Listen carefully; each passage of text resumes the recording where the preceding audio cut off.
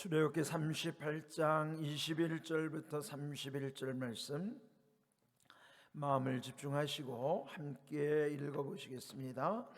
성막 곧 증거막을 위하여 레위 사람이 쓴 재료의 물목은 제사장 아론의 아들 이다말이 모세의 명령대로 계산하였으며 유다 지파 훌의 손자요 우리의 아들인 부살렐은 여호와께서 모세에게 명령하신 모든 것을 만들었고 단지파 아히사막의 아들 오홀리압이 그와 함께 하였으니 오홀리압은 재능이 있어서 조각하며 또 청색 자색 홍색 실과 가는 배실로 수놓은 자더라.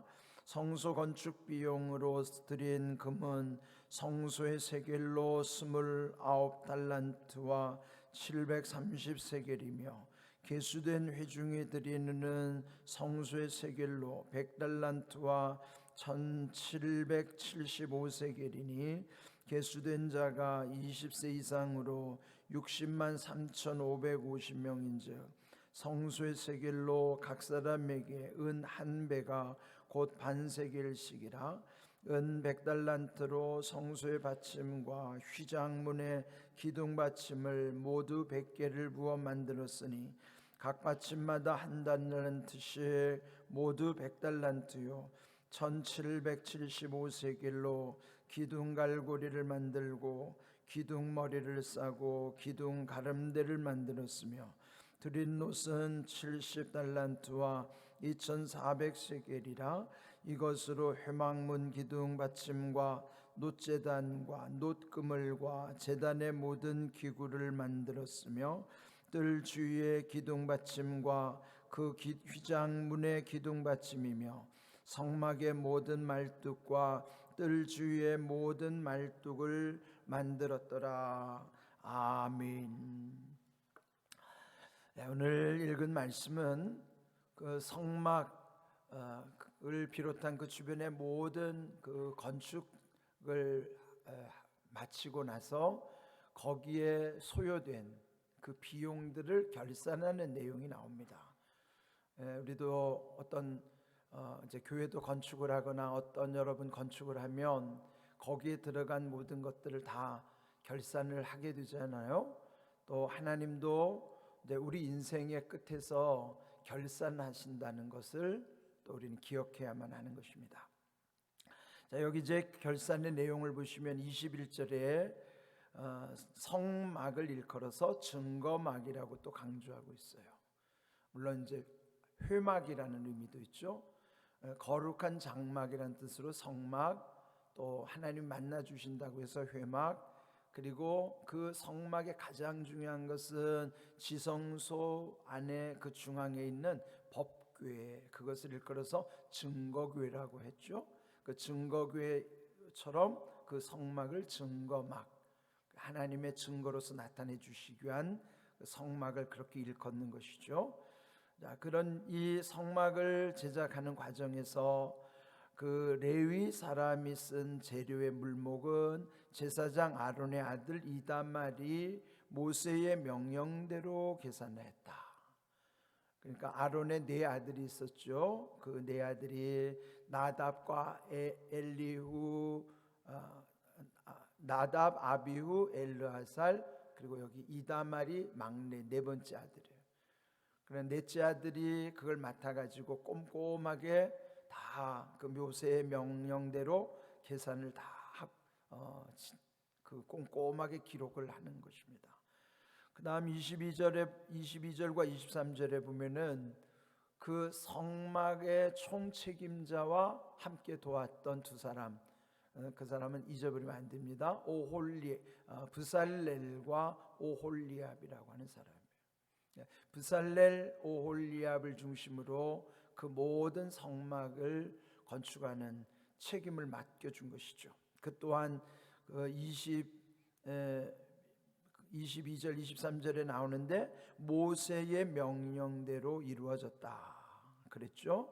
그 부살렐은 모든 것을 주관했고 또 23절 오홀리압은 그 부살렐과 함께 하였으니, 특별히 오홀리압은 재능이 있는 자요 또 또 거기 보면 청색, 자색, 홍색 실과 가는 배실로 수놓은 자들아.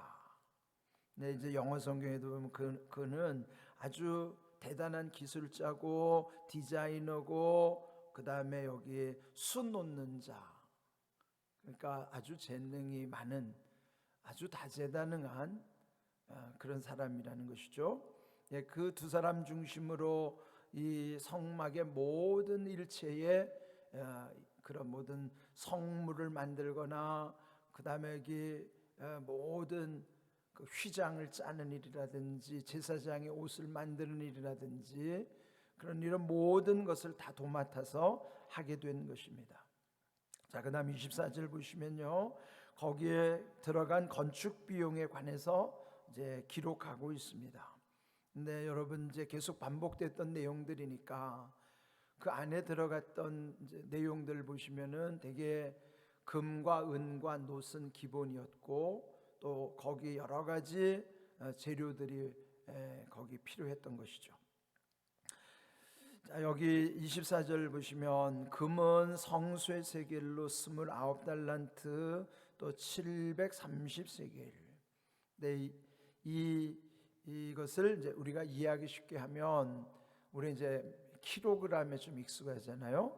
우리가 흔히 쓰는 도량형은 킬로그램에 익숙하니까 그 금의 양을 총 따지면 1200kg. 그러면 1000kg면 1톤 아니에요? 금이 1톤이면 어마어마하죠. 1200kg의 금이 거기에 소요됐다는 것이죠. 거기에 들어가는 가장 많은 재료가 금이었잖아요. 그 조각목을 금으로 입혔고 그 안에 성물들도 금으로 만들었고, 그래서 여기 금이 1200kg 정도 그렇게 많이 소요됐고, 25절 그 다음 은은 100달란트 1775세겔, 이것도 킬로그램으로 환산하면 3420kg, 3톤이 넘는 어마어마한 양의 또 금이 거기 들어간 것이고요. 그런데 여기 이제 은에 대해서는 26절 20세 이상 된 남자들, 20세 이상 된 성인들을 거기 숫자가 나와요. 60만 3,550명. 그러니까 이 사람들에게는 특별히 그 세금을 부과하는 거예요. 그 성전세로서 성수의 세겔로 은 한 배가는 곧 반세겔이라. 그 사람들이 다 각출하는 것이죠. 그 드린 돈으로 그 은으로 인해서 거둔 것이 3,420kg나 되는 어마어마한 양인 것이죠. 이제 그러한 것이 은이 이제 소요되는 것에 대해서 27절에 다 나오고요. 그 다음 29절에 보시면 놋에 관해서는 70달란트 2,400세겔, 그것도 2,400kg, 그것도 2톤 이상 되는 어마어마한 양인 것이죠. 이렇게 많은 금과 은과 놋이 필요한 것인데, 근데 이러한 것을 그 백성들이 자원하여 다 하나님 앞에 바친 거예요. 드리는 거예요.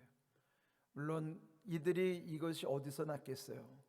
애굽에서 나올 때에 하나님이 그들로 하여금 다 그 애굽 사람들로부터 받아갖고 나오게 하시는 거예요.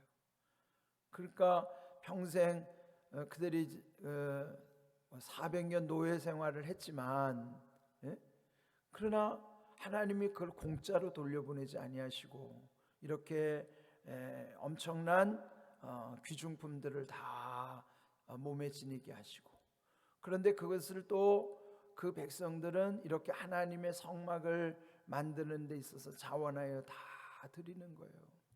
얼마나 귀한 일이에요. 우리도 이 땅에서 빈손으로 왔지만 살면서 하나님의 은혜 가운데서 가진 것이 얼마나 많아졌어요. 그러면은 우리도 자원하여 하나님께 드릴 때 하나님 기뻐하시는 거예요. 그리고 또 인생 끝나면 다 놓고 가야 되는 것이죠. 한 푼도 챙길 수가 없어요. 그러니까 이 땅에서 하나님이 기뻐하시는 일에 하나님이 주시는 은혜를 우리도 누리면서 자원하여 하나님의 일을 위해서 드리는 삶이 얼마나 귀한 일인 것인가. 오늘 이 결산의 광경이 나오는 것은 우리의 인생 끝에도 우리도 결산을 다 할 거란 말이죠. 그러면 우리 인생에 들어간 것이 여기 마치 기록된 물목처럼 그 물자의 목록에 다 기록된 것처럼 하나님도 우리를 다 계수하실 거란 말이에요. 다 파악하실 거라고. 누가복음 12장 48절에 보면 멀리 이제 주인이 집을 떠나고 돌아온 다음에 그 종들에게 그동안에 있었던 결산하는 장면이 나오잖아요. 그 비유의 말씀을 통해서 예수님이 결론적으로 하신 말씀이 누가복음 12장 48절이에요. 무릇 많이 받은 자에게는 많이 요구할 것이요 많이 맡은 자에게는 많이 받을 것이니라. 그러니까 여러분, 우리가 하나님께 받은 은혜를 어찌 다 헤아릴 수 있겠습니까?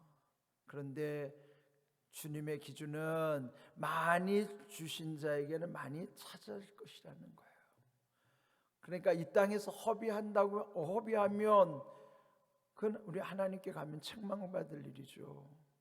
달란트의 비유도 보면요, 이 달란트가 지금 여기서 한 달란트가 뭐 30몇 킬로인가 그렇게 엄청난 거라고 그랬잖아요. 금으로 따져도. 그런데 여러분, 달란트 비유에서 보면 한 달란트, 두 달란트, 다섯 달란트라는 것이 그게 각자의 재능에 따라서 하나님 맡기시지만 하나님은 그 양으로 평가하지 않으셨어요.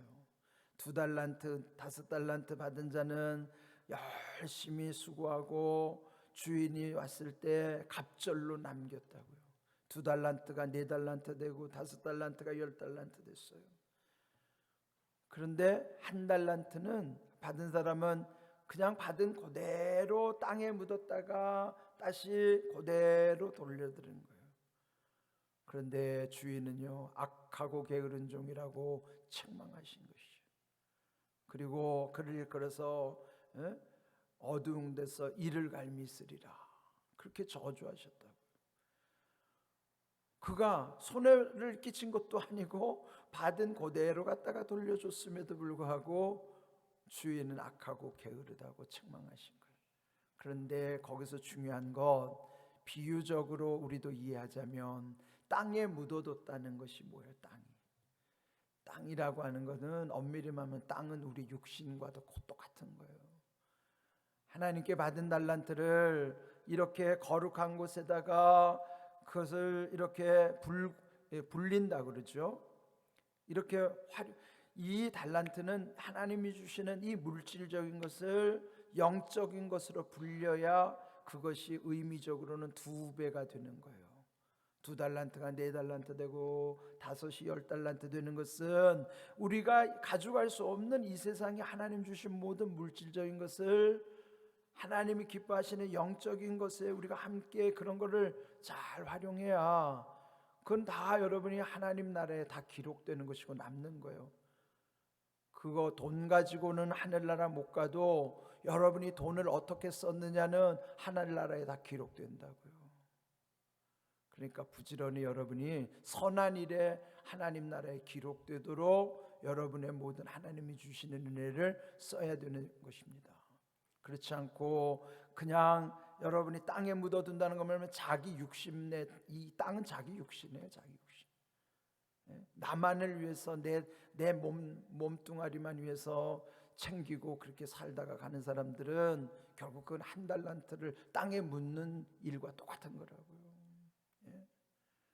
그래서 우리 내일 이 말씀을 통해서 마지막 때 하나님이 우리 인생을 다 결산하신다, 그런 두려운 마음 가지고 살아야 돼요.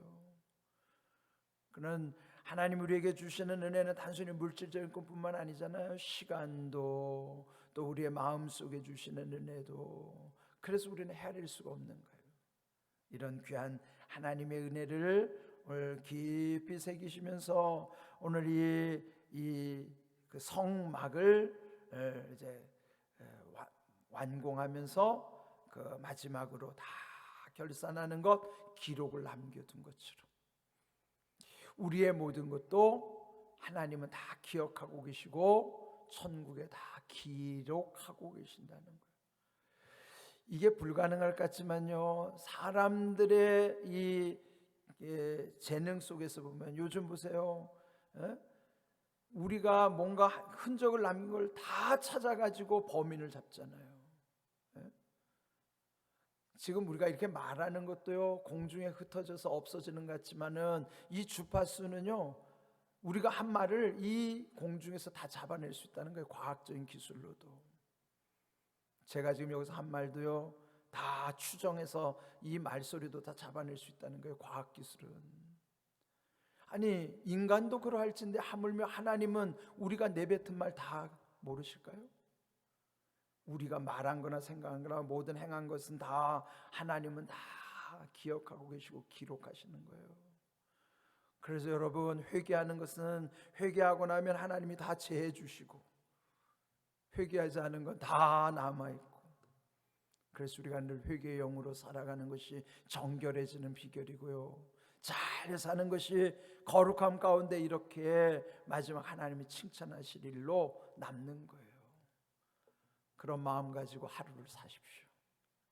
매일매일 그렇게 살고, 그러면서 우리가 욕심에서부터 벗어나고 하나님의 은혜를 감사하면서 모든 일을 온전히 행하는 믿음의 삶, 그런 복된 믿음의 삶 되시기를 주님의 이름으로 축복합니다. 아멘.